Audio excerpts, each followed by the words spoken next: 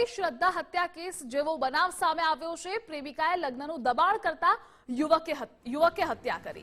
હત્યા બાદ યુવકે મૃતદેહને ફ્રીજમાં છુપાવ્યો હતો। આરોપીના અન્ય યુવતી સાથે પણ લગ્ન નક્કી થયા હતા। પ્રેમિકા લગ્નમાં અડચણરૂપ બનતા હત્યા કરી। ગોવા જવાનો પ્લાન બનાવી આપઘાત કરવાનું નક્કી કર્યું હતું। આરોપીએ ગોવા જવાનું રદ કરતા ઝઘડો થયો હતો। કારમાં ઝઘડા બાદ મોબાઈલ ડેટાના કેબલથી ટૂંપો દીધો હતો। હત્યા બાદ મૃતદેહ બંધ ઢાબાના ફ્રીજમાં છુપાવ્યો। પોલીસે આરોપી સાહિલ ગેહલોતની ધરપકડ કરી છે।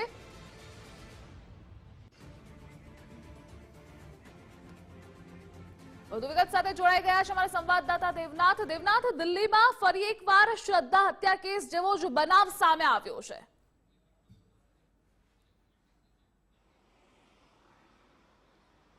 बिल्कुल साफ तौर से देखिए, अभी कुछ दिन पहले की घटना है जब पूरा देश श्रद्धा हत्याकांड की चर्चा कर रहा था। अभी इस घटना को महज 20 से 25 दिन का वक्त नहीं गुजरा होगा, देश की राजधानी दिल्ली से फिर एक ऐसी तस्वीर सामने आ गई। कल की घटना है ये। कल एक बंद ढाबे से एक फ्रिज में पुलिस वालों को लाश मिलती है, उसकी शिनाख्त की जाती है। निक्की यादव उस लड़की का नाम बताया जाता है और जब पुलिस गहनता से इस पूरे मामले की जांच पड़ताल करती है तो निकलकर सामने आता है कि साहिल गहलोत जो मुख्य आरोपी है, ये दोनों लिव इन रिलेशन में रह रहे थे और काफी लंबे समय से रह रहे थे। एक मेडिकल की तैयारी कर रहा था तो दूसरी भी नर्स बनने की तैयारी कर रही थी। तो ये लॉकडाउन से पहले इनकी दोस्ती की शुरुआत हुई थी, जो जानकारी निकलकर सामने आ रही है। उसके बाद ये दोनों अपने अपने घर चले गए थे और वापस जब लॉकडाउन खत्म हुआ तब एक बार फिर से इन दोनों ने लिव इन रिलेशन में रहना शुरू कर दिया था। ये कहानी तब से चली आ रही है, लेकिन मामला उस वक्त बिगड़ा जो जानकारी निकलकर सामने आ रही है। लड़के की शादी कहीं और घर वालों ने ठीक कर दी थी, इस वजह से लड़की बहुत ज्यादा परेशान थी। उसके बाद इन दोनों ने मिलकर पहले तो गोवा जाने का प्लान बनाया और रास्ते में किसी बात को लेकर कहासुनी हुई और जिसके बाद आरोपी साहिल गहलोत ने इस पूरे वारदात को अंजाम दे दिया। तो कहीं ना कहीं अब वो हिरासत में है, उसे सलाखों के पीछे पहुंचा दिया गया।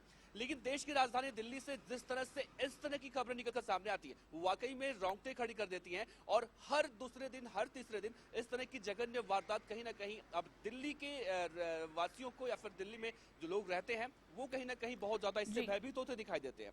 तो फिलहाल इस पूरे मामले में जांच पड़ताल और गहनता से की जा रही है। आपको याद होगा जब श्रद्धा बोलकर की हत्या हुई थी और जिस तरह से आरोपी जो पूना वाला था उससे भी इसी तरह से पूछताछ की जा रही थी, एक के बाद एक कई चौंकाने वाले खुलासे निकलकर सामने आ रहे थे। तो ठीक उस तरह से इसमें भी देखने को मिल रहा है, लेकिन इस मामले में थोड़ा सा अलग है। उस मामले को देखा गया था लव और जिहाद से जुड़कर देखा गया था। इस मामले में दोनों, चाहे वो लड़की हो मृतका या फिर आरोपी गहलोत, दोनों एक ही धर्म से आते हैं। तो फिलहाल ये प्रेम प्रसंग का मामला चल लग रहा है और इसमें अभी गहनता से जो है पुलिस पूछताछ कर रही है। जी दुर्विसा। जी देवनाथ, तमाम माहिती बदल आपनो आभार।